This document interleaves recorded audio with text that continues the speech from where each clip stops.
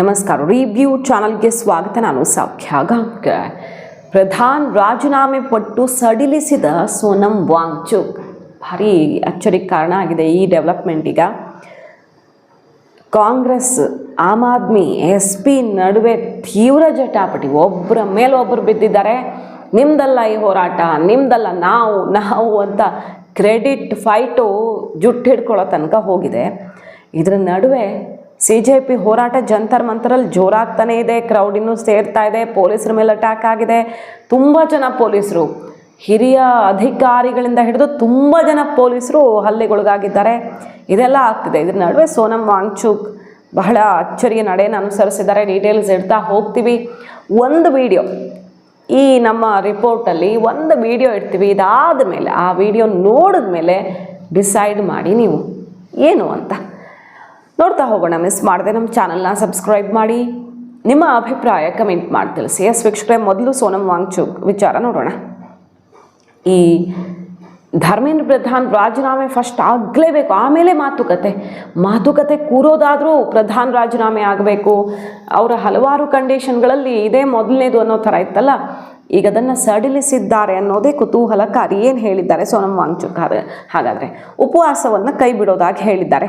ಮತ್ತು ಧನ್ಯವಾದ ಹೇಳಿದ್ದಾರೆ ಸರ್ಕಾರ ತನ್ನನ್ನು ಬಂದು ಮಾತಾಡಿಸಿ ತನ್ನ ಆರೋಗ್ಯ ವಿಚಾರಿಸಿದ್ದಕ್ಕೆ. ಆಸ್ಪತ್ರೆಯಲ್ಲಿ ಕಾಕ್ರೋಚ್ ಪಕ್ಷದ ಹೋರಾಟ 25 ದಿನಗಳಿಂದ ಉಪವಾಸ ಮಾಡ್ತಿದ್ದಾರೆ ಸೋನಂ ವಾಂಗ್ಚುಕ್. ಈಗ ಓಕೆ, ನಾನು ಸಡಿಲಿಸ್ತೀನಿ ಅನ್ನೋ ರೀತಿಯಲ್ಲಿ ಮಾತಾಡಿದ್ದಾರೆ ಅವರು. 3 ಬೇಡಿಕೆಗಳ ಪೈಕಿ ಮುಖ್ಯವಾಗಿದ್ದ ಶಿಕ್ಷಣ ಸಚಿವ ಧರ್ಮೇಂದ್ರ ಪ್ರಧಾನ್ ರಾಜೀನಾಮೆ ಬೇಡಿಕೆ ವಿಚಾರವನ್ನು ಹೇಳದೆ, ವಿದ್ಯಾರ್ಥಿಗಳು ಏನು ಈ ಹೋರಾಟದಲ್ಲಿ ಭಾಗವಹಿಸಿದ್ದಾರಲ್ಲ, ವೈಲೆನ್ಸ್ ಆಗಿದೆ, ಆದರೆ ಅವ್ರ ಮೇಲೆ ಯಾವುದೇ ವಿದ್ಯಾರ್ಥಿ ಮೇಲೆ ಕ್ರಮ ಆಗಬಾರ್ದು ಅನ್ನೋದು ಅವರ ಡಿಮ್ಯಾಂಡು. ಆತ್ಮಹತ್ಯೆ ಮಾಡಿಕೊಂಡ ನೀಟ್ ಹುಡುಗರಿಗೆ ಪರಿಹಾರ ಕೊಡೋದಕ್ಕೆ ಸರ್ಕಾರ ಒಪ್ಪಿಗೆಯನ್ನು ಸೂಚಿಸಿದೆ. 1 ಕೋಟಿ ಪರಿಹಾರ ಕೇಳಿದ್ರಲ್ಲ, ಅದಕ್ಕೆ ಸರ್ಕಾರ ಒಪ್ಪಿಗೆ ಸೂಚಿಸಿದೆ. ನೀಟ್ ಪ್ರತಿಭಟನಾಕಾರರ ಮೇಲೆ ಯಾವುದೇ ಕ್ರಮ ಆಗೋದಿಲ್ಲ. ಅಂದರೆ ಕೆಲವು ಅಪರಿಚಿತರು, ತುಂಬ ಸಮಾಜಕ್ಕೆ ಘಾತುಕರಾಗಿರೋರು ಅಲ್ಲಿ ಭಾಗವಹಿಸಿದ್ರು, ಅಂಥವ್ರ ಮೇಲೆ ಆ್ಯಕ್ಷನ್ ಆಗ್ಬೋದು. ನಿಜವಾಗಿಯೂ ಸ್ಟೂಡೆಂಟ್ಸ್ ಯಾರು ಭಾಗವಹಿಸಿದಾರಲ್ಲ ಅವ್ರ ಮೇಲೆ ಆ್ಯಕ್ಷನ್ ಆಗಲ್ಲ ಬಹುತೇಕ. ಆ ಡಿಮ್ಯಾಂಡ್ ಸೋನಂ ವಾಂಗ್ಚುಕ್ ಅವರದ್ದು. ನೋಡ್ಬೇಕು ಅದಕ್ಕಿನ್ನು ಸರ್ಕಾರ ಏನು ತಗೊಳುತ್ತೆ ನಿರ್ಧಾರ ಅಂತ. ಪರಿಹಾರ ಒಪ್ಪಿದೆ.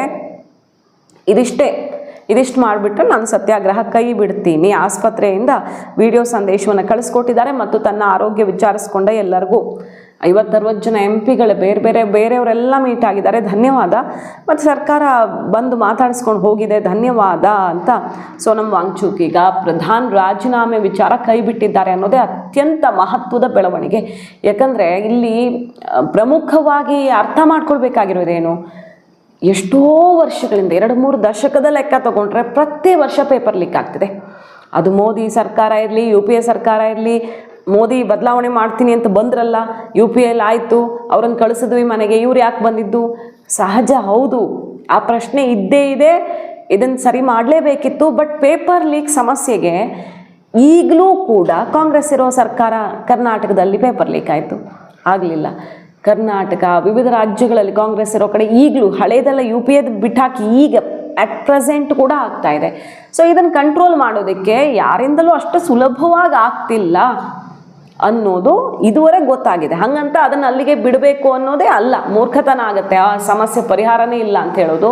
ಬಟ್ ಅದನ್ನು ಕನ್ಸ್ಟ್ರಕ್ಟಿವ್ ಆಗಿ ಎಲ್ಲರೂ ಕೂಡ ತುಂಬ ಆಲೋಚನೆ ಮಾಡಿ ಅದಕ್ಕೆ ಪರಿಹಾರ ಮಾರ್ಗವನ್ನು, ಅವ್ರಿಗಿರುವಂಥ ಐಡಿಯಾಸನ್ನು ಕೊಟ್ಟು ಒಟ್ಟಾಗಿ ಹೋರಾಟ ಮಾಡಬೇಕಾಗಿದೆ.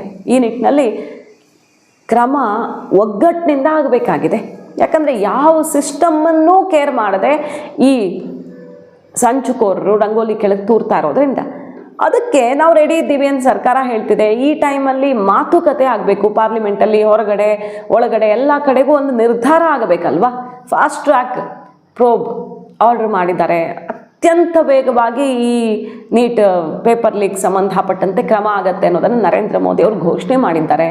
ಈ ಹೊತ್ತಲ್ಲಿ ಮತ್ತೆ ಹೋರಾಟ, ಪ್ರತಿಭಟನೆ ಅಂತಾನೆ ಕೂತ್ರೆ ಇದು ಮುಂದುವರಿತಾನೆ ಹೋದರೆ ಹಿಂಗೇನೆ ಪರಿಹಾರ ಏನು ಸಿಗತ್ತೆ? ಮತ್ತೆ ಪೊಲೀಸರ ಆ್ಯಕ್ಷನ್ನು, ವಿದ್ಯಾರ್ಥಿಗಳ ತೊಂದರೆ, ಯಾರ್ಯಾರ್ದೋ ಭವಿಷ್ಯ ಇನ್ನೂ ಬೇರೆ ರೀತಿಯಲ್ಲಿ ಹಾಳಾಗ್ಬೋದು. ಅದರ ಬದಲು ಕನ್ಸ್ಟ್ರಕ್ಟಿವ್ ಟಾಕ್ ಇರಲಿ ಅನ್ನೋದು ಈಗ ಕೇಳ್ಕೊಳ್ತಿರೋದು. ದೇಶದಲ್ಲಿ ಇನ್ನೂ ಬೇರೆ ಸಮಸ್ಯೆನೂ ಸೃಷ್ಟಿ ಮಾಡ್ತಾ ಇದ್ದಾರೆ ಅಂತ. ಸರಿ, ಇಷ್ಟೆಲ್ಲ ಹೇಳ್ತಿರುವಂಥ ಕಾಂಗ್ರೆಸ್ಸು ಪ್ರಿಯಾಂಕಾ ವಾದ್ರಾ ಅವರ ಒಂದು ವಿಡಿಯೋ ಇಡ್ತೀವಿ, ನೋಡಿಬಿಡಿ. ಅವ್ರ ಮಾತು ಕೇಳಿದ ಮೇಲೆ ನೀವು ಡಿಸೈಡ್ ಮಾಡಿ, ಬೇರೆ ಏನು ಇದ್ರ ಮೇಲೆ ಕಮೆಂಟ್ ಮಾಡೋದೇ ಬೇಕಾಗಿಲ್ಲ. ರಾಜಸ್ಥಾನದ ಪೇಪರ್ ಲೀಕ್ ಬಗ್ಗೆ ಏನು ಹೇಳಿದ್ದಾರೆ ಪ್ರಿಯಾಂಕಾ ವಾದ್ರಾ ಅವರು? ಇದು ಮತ್ತು UPA ಸರ್ಕಾರದ ಅವಧಿದಲ್ಲ ನಾವು ಹೇಳ್ತಿರೋದು. ರಾಜಸ್ಥಾನದಲ್ಲಿ ಪೇಪರ್ ಲೀಕ್ ವಿಚಾರಕ್ಕೆ ಸಂಬಂಧಪಟ್ಟಂತೆ ಪ್ರಿಯಾಂಕಾ ಗಾಂಧಿಯವರ ರಿಯಾಕ್ಷನ್ ಹೇಗಿತ್ತು ಅನ್ನೋದನ್ನು ನೋಡ್ಕೊಂಡು ಬನ್ನಿ. ತುಂಬ ಎಷ್ಟೊಂದು ಲೆಕ್ಕ ಇಲ್ಲದಷ್ಟು ಪೇಪರ್ ಲೀಕ್ಗಳಾಗಿವೆ UPA ಅವಧಿಯಲ್ಲಿ. ಅದೆಲ್ಲ ಓವರ್ ಆಲ್ ಹೇಳ್ತಾ ಇಲ್ಲ ನಾವು. ಈ ಕರ್ನಾಟಕದಲ್ಲಿ ಕಾಂಗ್ರೆಸ್ ಸರ್ಕಾರದ ಅವಧಿಯಲ್ಲಿ ಪೇಪರ್ ಲೀಕ್ ಆಗಿದೆ. ಎಲ್ಲ ವಿವಿಧ ರಾಜ್ಯಗಳಲ್ಲೂ ಕೂಡ ಪೇಪರ್ ಲೀಕ್ ಆಗಿದೆ. BJP ಇರಲಿ ಕಾಂಗ್ರೆಸ್ ಇರಲಿ ಆಗಿದೆ. ಅದನ್ನು ಹೆಂಗೆ ಸಮರ್ಥನೆ ಮಾಡ್ಕೊಂಡಿದ್ದಾರೆ ಪ್ರಿಯಾಂಕಾ ವಾದ್ರಾ ಅವರು ಅನ್ನೋದನ್ನು ನೋಡಿ. ಆಮೇಲೆ ಇವರು ಮಾಡ್ತಿರೋದು ಹೈ ಡ್ರಾಮಾನ, ರಾಜಕೀಯ ಬೇಳೆ ಬೇಯಿಸ್ಕೊಳ್ಳೋದ ಏನು ಅಂತ ನೋಡೋಣ. हर एग्जाम को क्या पेपर लीक करा रहे हो? बच्चे इतना संघर्ष करके पढ़ाई करते हैं, अपने लिए एक फ्यूचर देखते हैं, आप उस फ्यूचर को बिगाड़ रहे हो. आपको मालूम है पेपर लीक की बड़ी समस्या है. गहलोत जी भी जानते हैं कि राजस्थान में भी पेपर लीक हुए थे और ये एक बड़ी समस्या पूरे देश में है, सिर्फ एक प्रदेश की समस्या नहीं है. और बहुत इसको रुकवाने की कोशिश चाहे कितना भी की होगी गहलोत जी ने, लेकिन फिर भी बार बार ये हो रहा था. ಸೊ ಇದಕ್ಕೆ ಸರ್ಕಾರ ಹೇಳ್ತಾ ಇರೋದಿಷ್ಟೇ, ನಮ್ಮ ಸರ್ಕಾರ ಸಂವೇದನಾಶೀಲ ಆಗಿದೆ. ನಾವು ತಕ್ಷಣ ಏನೇನು ಮಾಡಬಹುದು, ನಮ್ಮ ಕಡೆ ಐಡಿಯಾಸು ನಿಮ್ಮ ಕಡೆ ಐಡಿಯಾಸು ಎಲ್ಲಾನು ಮಾಡೋಣ, ಬನ್ನಿ ಮಾತಾಡೋಣ ಅಂತ ಕರೀತಿದ್ದಾರೆ. ರಾಹುಲ್ ಗಾಂಧಿ ಅವರ ವಿರುದ್ಧ ಆಕ್ರೋಶ ವ್ಯಕ್ತವಾಗ್ತಿದೆ. ನಿಮ್ಮ ಅವಧಿಯಲ್ಲಿ ಮತ್ತು ಈಗ ಅಟ್ ಪ್ರೆಸೆಂಟ್ ಇರುವಂಥ ಕಾಂಗ್ರೆಸ್ ಸರ್ಕಾರಗಳಲ್ಲೂ ಕೂಡ ಪೇಪರ್ ಲೀಕ್ಗಳಾಗಿವೆ. ಕರ್ನಾಟಕದಲ್ಲಿ ಬೋರ್ಡ್ ಪರೀಕ್ಷೆ ಪ್ರಶ್ನೆ ಪತ್ರಿಕೆ, PUC ಪ್ರಶ್ನೆ ಪತ್ರಿಕೆ ಸೋರಿಕೆ. ಕಾಂಗ್ರೆಸ್ ಸರ್ಕಾರ ಇದ್ದಂಥ ಹಿಂದೆ ಜಮ್ಮು ಕಾಶ್ಮೀರ, ಹಿಮಾಚಲ್ ಪ್ರದೇಶ, ಜಾರ್ಖಂಡ್, ತೆಲಂಗಾಣದಲ್ಲಿ ಅಂದರೆ ಮೈತ್ರಿ ಸರ್ಕಾರಗಳು, ಅಲ್ಲೆಲ್ಲ ಪ್ರಶ್ನೆ ಪತ್ರೆ ಸೋರಿಕೆ ಆಗಿದೆ. ಇದ್ರ ಬಗ್ಗೆ ಯಾಕೆ ಚರ್ಚೆ ಮಾಡಲ್ಲ ಇವರು? ಸೆಲೆಕ್ಟಿವ್ ಆಗಿ ಒಂದು ವಿಷಯನ ಒಂದು ಕಡೆ, ಆ ರಾಜ್ಯದಲ್ಲೊಂದು ಈ ರಾಜ್ಯದಲ್ಲೊಂದು ಅನ್ನೋ ರೀತಿಯಲ್ಲಿ ಮಾತಾಡೋದು. ಪಂಜಾಬಲ್ಲಿ ಆಮ್ ಆದ್ಮಿ ಸರ್ಕಾರ ಇರೋದು, ಅಲ್ಲೂ ಪೇಪರ್ ಲೀಕ್ ಆಗಿದೆ. ಸೊ ಯಾವ ಸರ್ಕಾರ ಇದೆ ಅನ್ನೋದಕ್ಕಿಂತ ಈ ವ್ಯವಸ್ಥೆಯನ್ನು ಯಾವ ರೀತಿ ಮಿಸ್ಯೂಸ್ ಮಾಡ್ಕೊಳ್ತಿದ್ದಾರೆ ಅದರ ವಿರುದ್ಧ ಈಗ ಓವರ್ ಆಲ್ ಎಲ್ಲ ಪಕ್ಷಗಳು ಸೇರ್ಕೊಂಡು ಸೊಲ್ಯೂಷನ್ ಹುಡುಕಬೇಕಾಗಿದೆ. ಅದನ್ನು ಮಾಡೋದು ಬಿಟ್ಟು ಬನ್ನಿ ಅಂತ ಕೈ ಬೀಸಿ ಕರೀತಿದ್ದಾರೆ. ಖಂಡಿತವಾಗಿಯೂ ನಾವು ಕಟ್ಟುನಿಟ್ಟಿನ ಕ್ರಮ ತಗೊಂಡಿದ್ದೀವಿ, ಅದರ ನಡುವೆಯೂ ಸಮಸ್ಯೆಗಳಾಗಿವೆ. ಬನ್ನಿ ಐಡಿಯಾಸ್ ಶೇರ್ ಮಾಡಿ, ಡಿಬೇಟ್ ಮಾಡೋಣ, ಚರ್ಚೆ ಮಾಡೋಣ, ಇದಕ್ಕೆ ಒಂದು ಪರ್ಮನೆಂಟ್ ಸೊಲ್ಯೂಷನ್ ಹುಡುಕೋದಕ್ಕೆ ನೀವು ಸಹಕರಿಸಿ ಅಂತ ಕೈ ಬೀಸಿ ಕರೀತಿದ್ದಾರೆ. ಈಗ ಇದು ಮಾತಾಡುವಂಥ ಸಮಯ, ಆ್ಯಕ್ಷನ್ ಮಾಡುವಂಥ ಸಮಯ ಬಿಟ್ಟರೆ ಬರೀ ಹೋರಾಟ ಮಾಡ್ಕೊಂಡು ಕೂತ್ರೆ ಇದು ಪರಿಹಾರ ಅಂತ್ಯವನ್ನು ಕಾಣೋದಕ್ಕೆ ಸಾಧ್ಯವೇ ಇಲ್ಲ. ಹಾಗಾಗಿ ವಿದ್ಯಾರ್ಥಿಗಳು ಇವರ ಹೋರಾಟ ಹೈಜಾಕ್ ಆಗೋಕೆ ಬಿಡದೆ ರಾಜಕೀಯ ಪಕ್ಷಗಳು ಕಿತ್ತಾಡ್ತಿದ್ದಾರೆ, ನೋಡ್ತಿದ್ದೀವಲ್ಲ. ನಿಜವಾಗಿಯೂ ಆಮ್ ಆದ್ಮಿಗೆ, SP ಗೆ, ಕಾಂಗ್ರೆಸ್ಗೆ ವಿದ್ಯಾರ್ಥಿಗಳ ನೋವಷ್ಟೇ ಕಾಣ್ತಿದ್ದಿದ್ರೆ ಕಾಂಗ್ರೆಸ್ಗೆ ಕ್ರೆಡಿಟ್ ಸಿಗತ್ತೆ ಅಂತ SP ಅವರು ಇನ್ನೊಂದು ಪಕ್ಷದ ಮೇಲೆ ಅವ್ರ ಮೇಲೆ ಮುಗಿಬೀಳೋದು ಯಾಕಿತ್ತು? ಈ ಜನ ಸೇರಿದಷ್ಟು ಒಳ್ಳೇದಲ್ವಾ ಇವ್ರಿಗೆ? ರಾಜಕೀಯ ಪಕ್ಷಗಳು ಒಗ್ಗೂಡ್ದಷ್ಟು ಒಳ್ಳೇದಲ್ವಾ? ಯಾಕೆ ಅವ್ರ ಮೇಲೆ ಇವ್ರ ಮೇಲೆ ಅವರು ಸೆಷನ್ನಲ್ಲೂ ಗಲಾಟೆ? ಅಖಿಲೇಶ್ ಯಾದವ್ ಇವರು ವೇಣುಗೋಪಾಲ್ ತಮಗೆ ಪಾಠ ಹೇಳಕ್ಕೆ ಬರಬೇಡಿ ಅಂತ ಮುಗಿಬೀಳ್ತಾರೆ. ಯಾಕಾಗ್ತಿದೆ ಇದು? ಇಲ್ಲೇ ಗೊತ್ತಾಗ್ತಿದೆ ಅಲ್ವಾ ರಾಜಕೀಯ ಇದೆ ಅಂತ. ಸೊ ಈಗ ರೈಟ್ ನೌ ಆ್ಯಕ್ಷನ್ಗೆ ಸರ್ಕಾರ ಎಲ್ಲ ಬಗೆಯಲ್ಲೂ ಕೂಡ ಕ್ರಮಗಳನ್ನು ಕೈಗೊಂಡಿದೆ.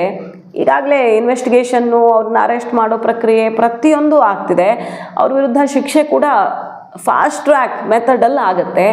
ಮುಂದೆ ಈ ಸಮಸ್ಯೆ ರಿಪೀಟ್ ಆಗದಂತೆ ಮಾಡಬೇಕಾಗಿರೋದು ಎಲ್ಲರ ಜವಾಬ್ದಾರಿ. ಯಾಕಂದರೆ ರಾಜ್ಯದ ಮಟ್ಟದಲ್ಲೂ ಆಗ್ತಾ ಇದೆ, ಕೇಂದ್ರದ ಮಟ್ಟದಲ್ಲೂ ಆಗ್ತಿದೆ. ಪೇಪರ್ ಲೀಕು ಎಲ್ಲ ಅವಧಿಗಳಲ್ಲೂ ಪದೇ ಆಗ್ತಾ ಇದೆ.